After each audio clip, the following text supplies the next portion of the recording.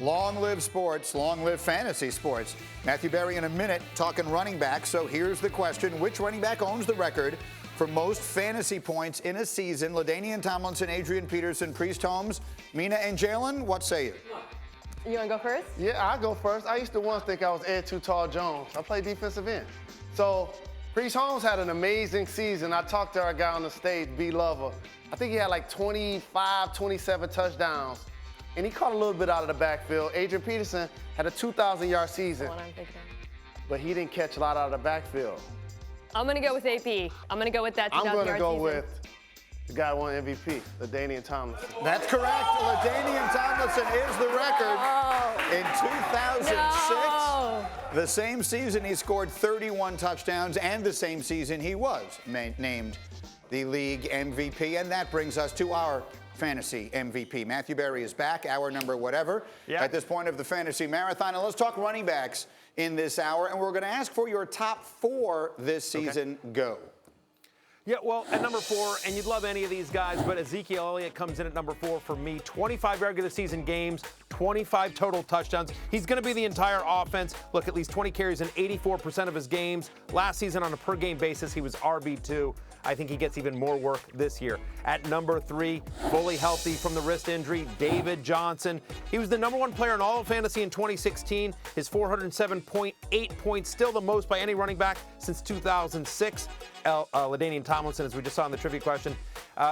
To me, David Johnson, again, he might touch the ball 30 times because they don't have a lot else in Arizona. Last year's number 1 fantasy running back, Todd Gurley, you could make an argument for him at number 1. I have him barely at number 2. 6 different games last year with 70 or more rushing yards and 45 or more receiving yards. First running back to do that in a single season since Brian Westbrook in 2007. Gurley single-handedly won people their fantasy leagues last year. But for me, number 1, Le'Veon Bell. Look, he missed 5 games over the past 2 years, and yet he still has 78 more touches than any other running back over that stretch. I think it's his last year in Pittsburgh. I think they run him into the ground. He's going to be their entire offense. Again, remember, Le'Veon Bell is a guy who has more 20-point fantasy games than any other running back since 2016. And again, he's missed 5 games. Just such a high floor with Le'Veon Bell. He's my number 1.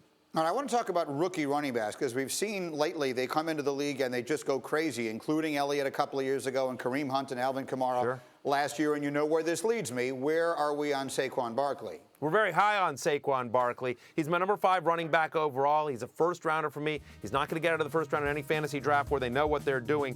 Look, he's a perfect fit for what Pat Shurmur wants to do with that offense. Remember last year in Minnesota, Shurmur over 100 targets to running backs. We saw what Dalvin Cook and Latavius Murray and Jerick McKinnon did in that offense. And now you've got somebody like Barkley who's going to touch the ball so much. A great pass catcher. PPR format is, of course, the default format on ESPN.